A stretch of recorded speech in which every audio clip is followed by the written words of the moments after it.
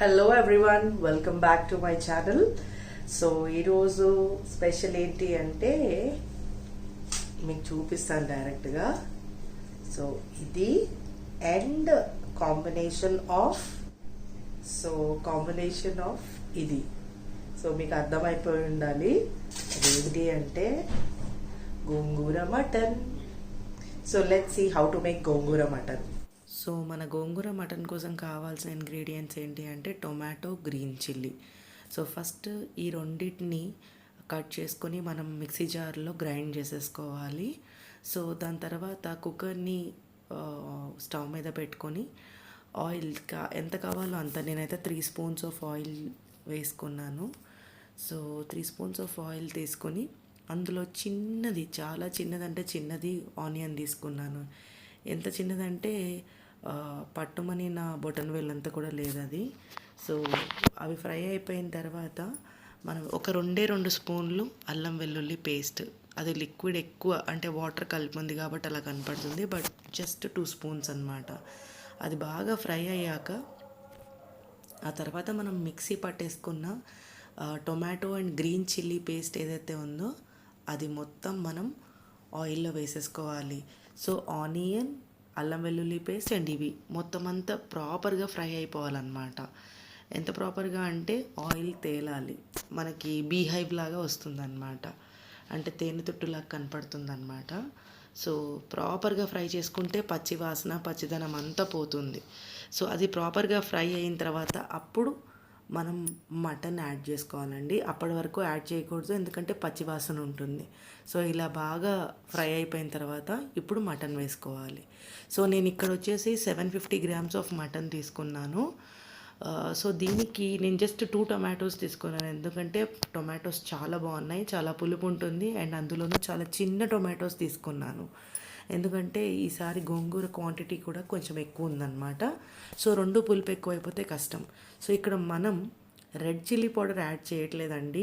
ఈ entire process of making గోంగూర మటన్లో ఎక్కడ నేను రెడ్ చిల్లీ వాడను, ఓన్లీ గ్రీన్ చిల్లీస్ వాడతాను. సో ఇది ఓన్లీ గ్రీన్ కలర్లో ఉంటుందన్నమాట. సో తగినంత పసుపు వేసుకోవాలి. ఆ తర్వాత రెడ్ చిల్లీ పౌడర్ వేయలేదని చెప్పాను కదా, ఇష్టం ఉన్న వాళ్ళు కావాలంటే వేసుకోవచ్చు, ఒకవేళ ఈ వీడియో చూసి చేయాలనుకుంటే వేసుకోవచ్చు. సో ఇలా లిడ్ పెట్టేసుకుని, నేను ఉల్టా ఇలా లిడ్ పెట్టేసుకున్నానండి. పెట్టేసుకుని ఎండుమిర్చి తీసుకున్నాను. ఇదేంటంటే లాస్ట్లో మనకి ఎండుమిర్చి అనేది యూస్ఫుల్ అవుతుంది. సో ఎండుమిర్చి ఇలా తుంచేసుకొని పక్కన పెట్టుకున్నాను.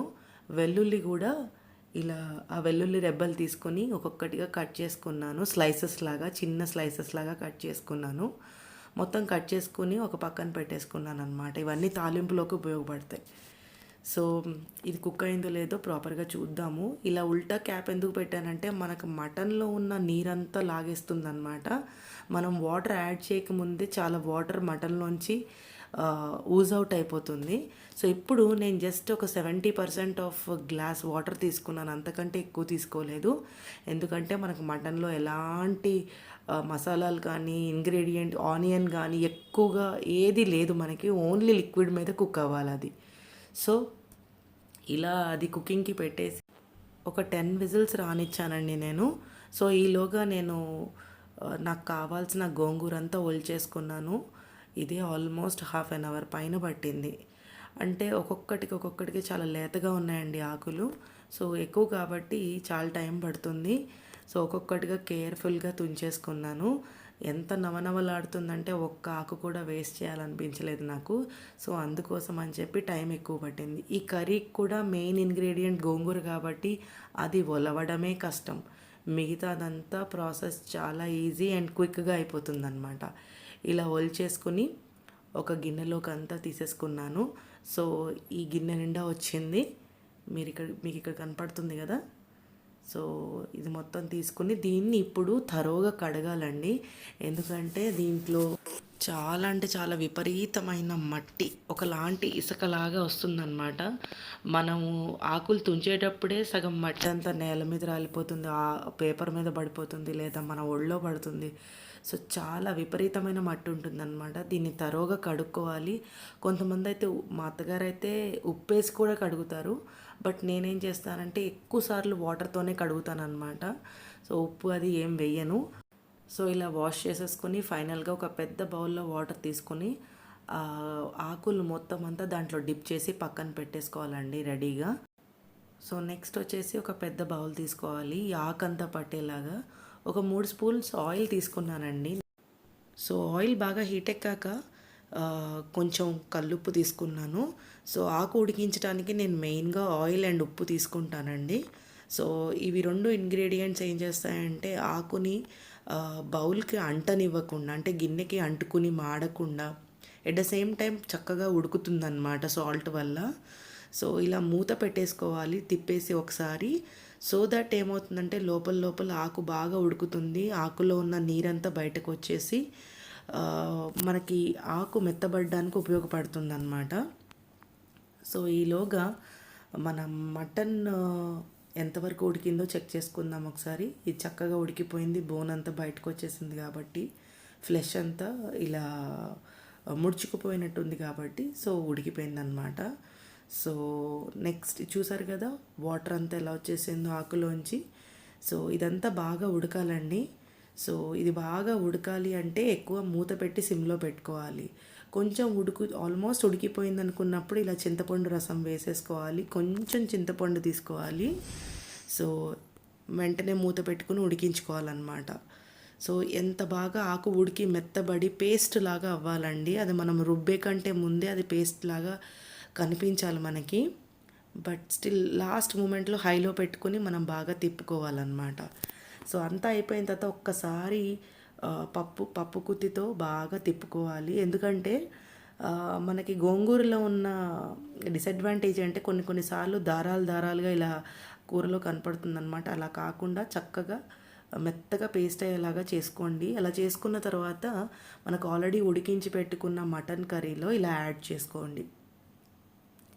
ఇలా యాడ్ చేసుకున్న తర్వాత బాగా మిక్స్ చేసుకోవాలి. తరోగా మిక్స్ చేసుకుని ఒక్కసారి హై ఫ్లేమ్లో స్టవ్ మీద పెట్టుకుని చెక్ చేసుకోవాలంటే అలా వదిలేయకూడదు. ఎందుకంటే ఒకసారి మాడిపోతుంది అన్నమాట. మనకి ఆకుని సపరేట్గా గిన్నెలో ఉడికించేటప్పుడు కూడా చాలా అబ్జర్వ్ చేయాలండి. ఎందుకంటే ఒక్కొక్కసారి ఆకు కింద అడుగంటిపోతుంది అన్నమాట. సో ఇలా స్టవ్ మీద ఒకసారి పెట్టుకుని మూత పెట్టేసుకోవాలి. విజిల్ అది ఏం లేకుండా మూత పెట్టేసుకుంటే చక్కగా ఉడికిపోతుంది అనమాట. సో ఈ బౌల్ చూసారు కదా, ఆకు ఉడికించేటప్పటికి ఎలా మచ్చలు పడిపోయా, పులుపు వల్ల లోపల మెటీరియల్ వచ్చేసి ఆ మెటల్ దెబ్బతింటుందన్నమాట. ఇది సహజము, న్యాచురల్ పులుపు కాబట్టి అది మళ్ళీ కడిగినప్పుడు మారిపోతుంది. సో ఫైనల్లీ తాలింపు కోసం ఇలా బౌల్లో ఆయిల్ తీసుకోవాలి. ఒక 3 స్పూన్స్ ఆయిల్ తీసుకొని ఎండుమిర్చి, మనం ఆల్రెడీ తుంచి పెట్టుకున్నాం కదా ఎండుమిర్చి అండ్ వెల్లుల్లి రెబ్బలు ఏదైతే కట్ చేసుకున్నాం స్లైసెస్ లాగా, అవి 2 వేసుకొని బాగా ఫ్రై చేసుకోవాలి. అండ్ ఫైనలీ దాంట్లో కొంచెం పసుపు వేసుకోవాలన్నమాట. సో బాగా ఫ్రై అయిపోయిన తర్వాత ఇప్పుడు మనము ఈ మటన్ మొత్తం కర్రీని ఆ తాలింపులోకి ట్రాన్స్ఫర్ చేసుకోవాలి. ఇలా తరోగా మిక్స్ చేసుకొని కావాలంటే ఒక 2 నిమిషాలు స్టవ్ మీద పెట్టుకోవచ్చు, లేదా అలా వదిలేయచ్చు, ప్రాబ్లం ఏమీ లేదు. కొంతమంది పెట్టుకుంటారు అలాగో. అలా కాకుండా మామూలుగా అలా పక్కన పెట్టేసుకోవచ్చు. సో మన గోంగూర మటన్ రెడీ.